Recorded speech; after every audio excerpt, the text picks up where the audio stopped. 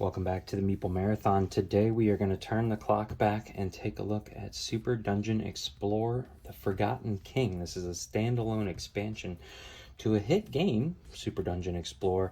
Unfortunately, the company Soda Pop Miniatures and Ninja Division fell on hard times during, I believe it was during COVID, and kind of failed to deliver their last Kickstarter where they tried to come out with a second edition of their original game and a Legends version and an RPG version, whole 9 yards. But this one did deliver back in 2015 to backers, and they took the Super Dungeon Explorer formula. They made it so you didn't have to put together the miniatures, which I heard a lot of people talk about how awful that was, and made it so that you could play either competitively or cooperatively. So I've had this game for quite some time, and I finally decided to just dig in and take a look. So without further ado, let's flip this sucker over here.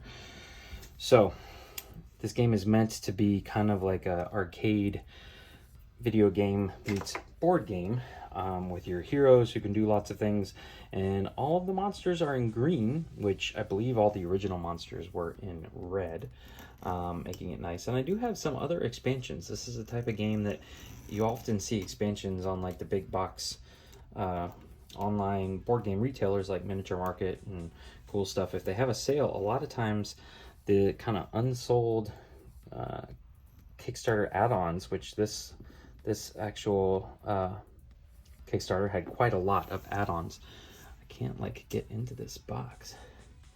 That you'll see those are still floating around, still sealed, still for sale. I believe you can still get copies of The Forgotten King for as cheap as, I think the cheapest one I've seen lately was $40 for a sealed copy of this game. So don't sleep on it. Maybe, just maybe, if all their former stuff gets bought up, Ninja Division will be able to deliver to their backers. Who knows?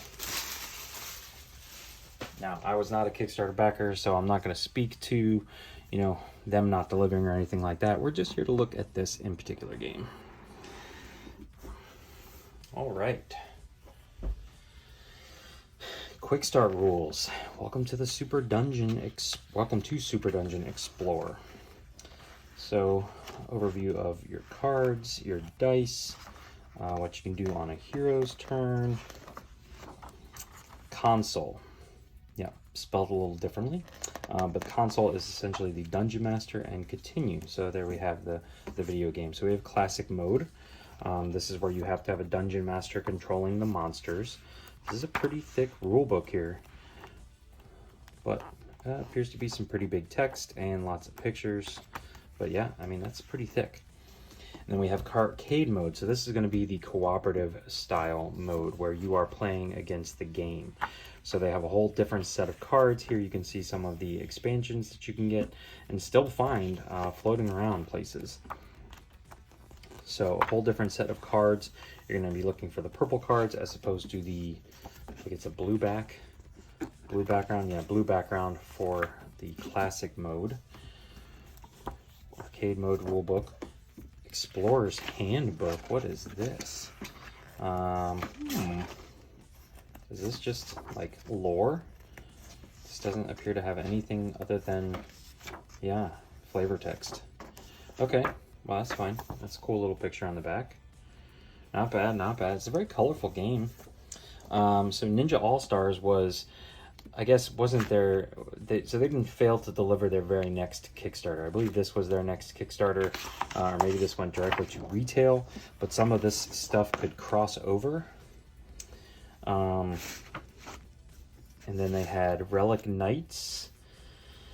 And then at some point, they kind of fell on hard times, and they're one of the many companies who's failed to deliver to their backers. Tons of tokens here. That guy looks like a Skeletor. And a decent thickness of boards. I'm just going to set this off to the side for right now, because that's most of the map boards. We're going to have to cut into that. I just want to take a look at what else is in the box here. Some custom dice. So depending on what your level of, say, dexterity or attack is, you'd be rolling various types of dice. Probably green is the weakest, maybe, or maybe blue. Looks like blue's the weakest, then green, then red, or maybe green's the best. I would guess that green's the best since there's the fewest of them. We've got some baggies to store stuff away. We have some small cards here. Of course, we'll take a look at all of this stuff here in a second. We have some items, and at some point we're gonna have some heroes. Well, that's the Forgotten King. That's the big baddie the game is named after. I'm assuming that this is in kind of old school CMON style. This is the minis. Okay.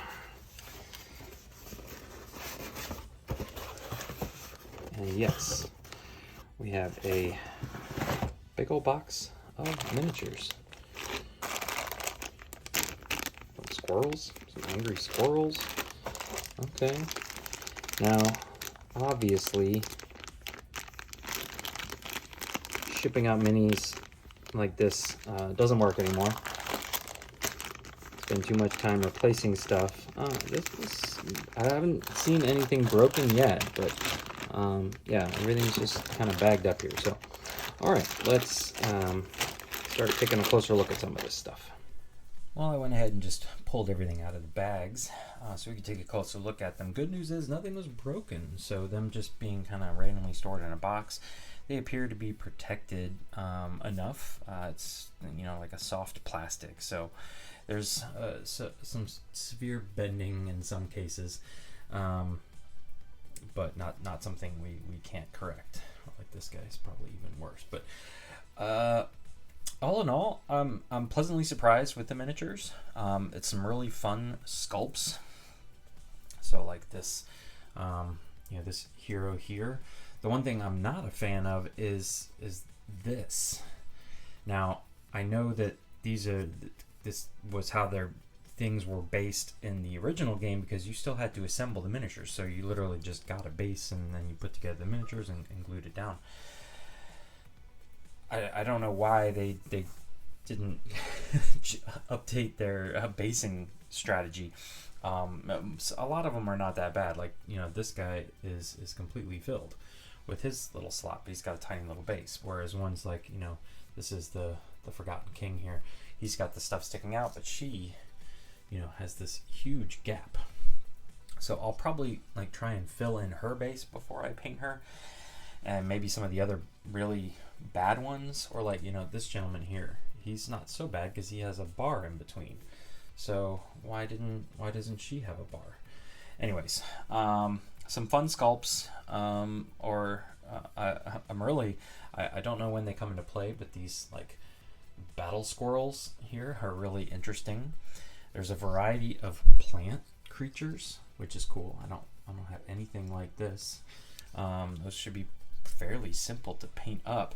Or this big monstrosity here, plant, is fun. There is even like all these treasure chests here, that each one is a different, well, not each one, but like these two are the same, these two are the same. So there's 3 different sculpts. Maybe that comes into play, but then there's, you know, the little mimic here. So if you find one that's not a treasure chest, that's a bad one. We have some platypus guys. I mean, it's got like a beaver tail and a duck bill. I don't know what else to call it. These guys are pretty cool.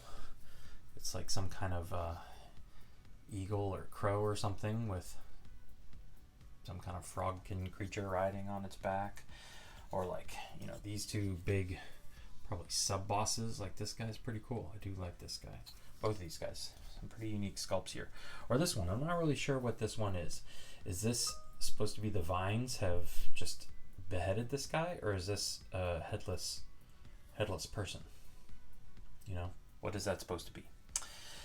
We also have some pets here, so you'll see there in gray. It's nice that they went ahead and just kind of did everything in green, so you can very easily, if you don't paint, I don't know if that's a tongue on this guy, or if that's just some extra plastic that needs to be taken off. Or a chicken. My son's gonna love this. He loves chickens. So there we go. That is just a look at the miniatures. Up next, I'm bringing back the boards. So there's a ton of these little round status tokens. I mean, just a whole array of them, which can be a good thing or a bad thing. I know that like Madara has a ton, and sometimes you just takes you forever to find the one you're looking for. So I do like these map tiles, very colorful,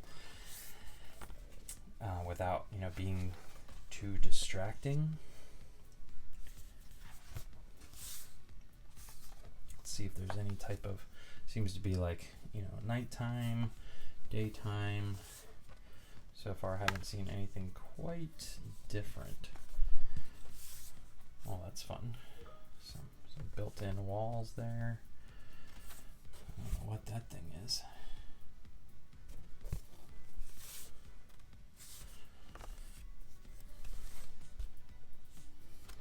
And some water.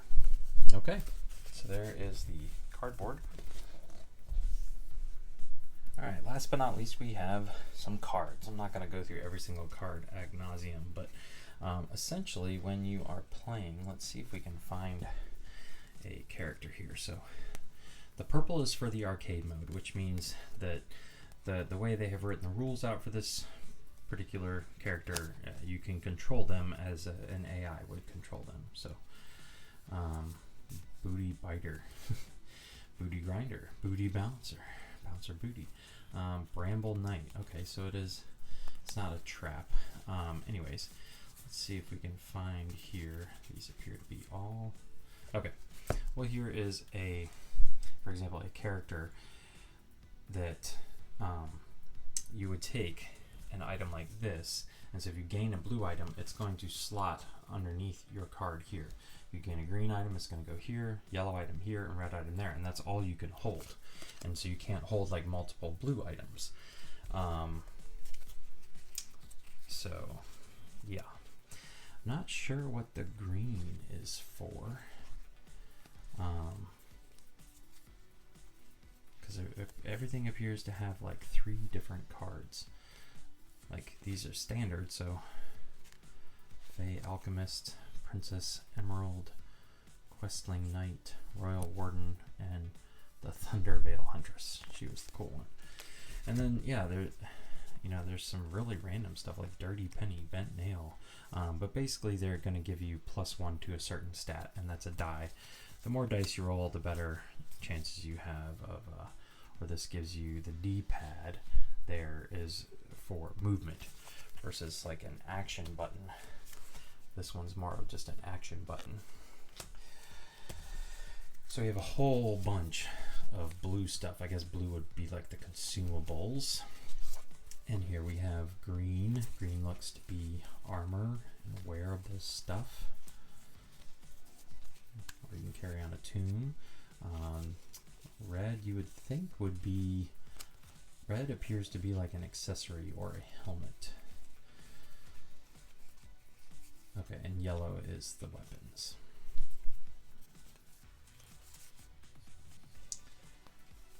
Not really sure what these are for. This is different cards here, so yeah, maybe these are like extra special cards. We have here Rabid Squirrel. Okay, maybe I gotta flip these over. So here's some more red stuff. More red cards. Wanderer, Mr. Chompers. Okay, Bouncing Booty, Bouncing Booty. Miss G Snorts, Admiral Fuzzy Bottom. These are hilarious. The Colonel, Mr. Chompers, Lord Gruff, and Madam Hilda. Terrain cards, just describing what the terrain does. Always helpful to just have handy. And then last but not least, we have these smaller cards here, and I'm not quite sure what these are for, but I believe the way this looks and the fact that it's purple, this has to do with the arcade. So this is probably the AI and how the AI functions. So move ×1, fight ×1, and you would mix in a certain number of these cards depending on the scenario, draw one, and do that stuff. So that's what I'm guessing these are. I have no idea what these are. A trap card, I guess. That's what it looks like. Trap card, save point. Are these, after spawning point is destroyed, you may draw 1 loot card per hero. don't know if these are like in-game goals or what. Let's see, classic mode, Mighty Monster, arcade mode, Mighty Monster, some reference cards, and here are for the pets. So they get little cards for little miniatures. All right, ladies and gentlemen, that is going to do it for our brief unboxing of Super Dungeon Explorer Forgotten King. If this is something that you are interested in seeing a how to play video on, gameplay video on, my opinions on, please let me know in the comment section below. You guys are going to steer the content for the older games that I'm just kind of discovering now. So, once again, thanks for watching. Have a great day.